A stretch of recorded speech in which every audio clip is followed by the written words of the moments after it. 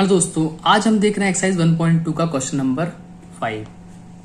Question number 5 में हमको करना क्या है, चेक वेदर।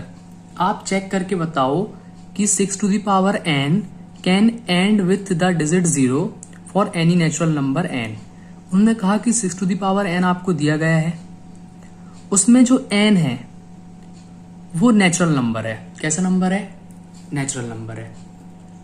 तो अगर मैं इसकी पावर कुछ भी रख दूं तो जो मुझे नंबर मिलेगा उसका जो एंड विद द डिजिट 0, तो क्या उसका लास्ट डिजिट कभी 0 हो पाएगा?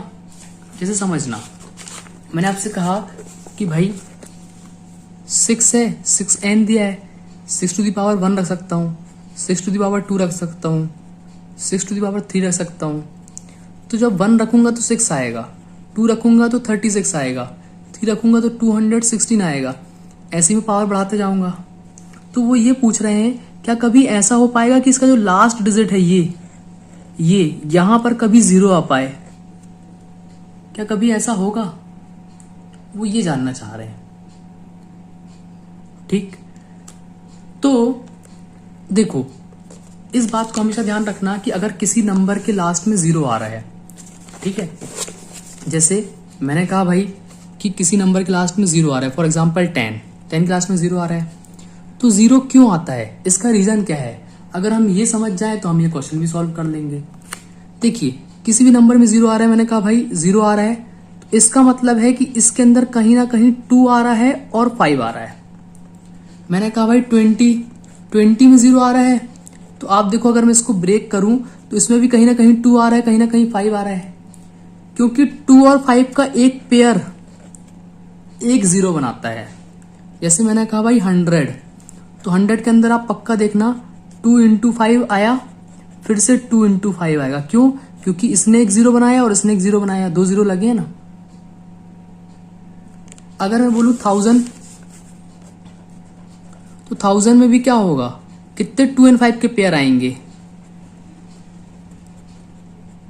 3 पेयर आएंगे। एक 0 ये बनाएगा, एक 0 ये बनाएगा, एक 0 ये बनाएगा। तो 0 आने का रूल क्या है? 0 आने का रूल ये है कि उसके अंदर 2 और 5 होने चाहिए। अब आपने बोला क्या ये सब में लगेगा?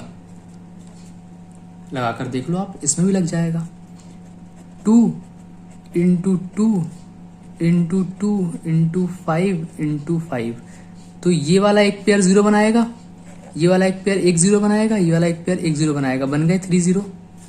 और किससे मल्टीप्लाई कर दिया? 2 से। तो इतना ध्यान रखो बस आप कि जब भी किसी नंबर में 0 आता है तो इसका मतलब उसके अंदर 2 होता है और 5 होता है। क्या होता है? 2 होता है और 5 होता है। अब अपने क्वेश्चन में जाते हैं।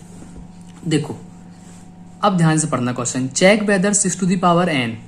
आप चेक करके बताओ कि 6 टू द पावर n में अगर कभी ऐसा होगा कि हम n की जगह पे कोई भी नेचुरल नंबर ले लें तो क्या वो कभी डिजिट 0 पे एंड होगा? तो देखना, if the number 6 to the power n, हमारे पास एक नंबर है 6 to the power n for any natural number n। यहां पे n की जगह पर हम कोई भी नेचुरल नंबर यूज कर सकते हैं। Were to end with the digit 0, इसको 0 पर एंड होना है, then it would be divisible by 2 and 5। अगर ऐसा है तो इसको 2 से भी डिवाइड होना चाहिए, इसको 5 से भी डिवाइड होना चाहिए। मतलब इसके अंदर कहीं ना कहीं 2 और 5 आना चाहिए कि नहीं? That is the prime factorization of 6 to the power n। इसका मतलब यह है कि जो 6 टू द पावर n है उसका जो प्राइम फैक्टराइजेशन है, जब उसको प्राइम फैक्टराइजेशन ब्रेक करोगे तो उसके अंदर से 2 निकलना चाहिए और 5 निकलना चाहिए। तो भाई देखो, n को तो हम ब्रेक करेंगे नहीं, हम किसको ब्रेक करेंगे? 6 को। तो 6 को ब्रेक किया तो 6 के अंदर से क्या निकला? 2 निकला और 3 निकला। तो हमें क्या चाहिए? 2 भी निकलना चाहिए और 5 भी निकलना चाहिए, पर यहां तो 3 निकल आया। तो अब ध्यान से समझना, but 6 to the power n contain only 2 but not 5। तो 6 टू द पावर 2 तो कंटेन कर रहा है पर 5 नहीं कर रहा। So the uniqueness of fundamental theorem of arithmetic guarantees. तो जो फंडामेंटल थ्योरम है ना, वो गारंटी देती है कि there is no natural number n। यहां पे कोई भी ऐसा नेचुरल नंबर नहीं है दुनिया में जिसको हम यहां पे रखें जिसके लिए हमको क्या दे दे? एंड विद द डिजिट 0 दे दे।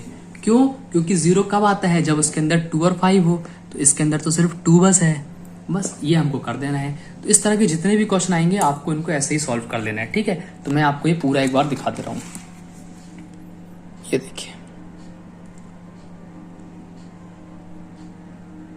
इसको ऐसे सॉल्व कर लेंगे तो आपको ये स्टेप द्वारा पढ़ेंगे तो आपको ये अच्छे से याद हो जाएंगे। तो फिर पेपर में ऐसे ही करना है, ठीक है।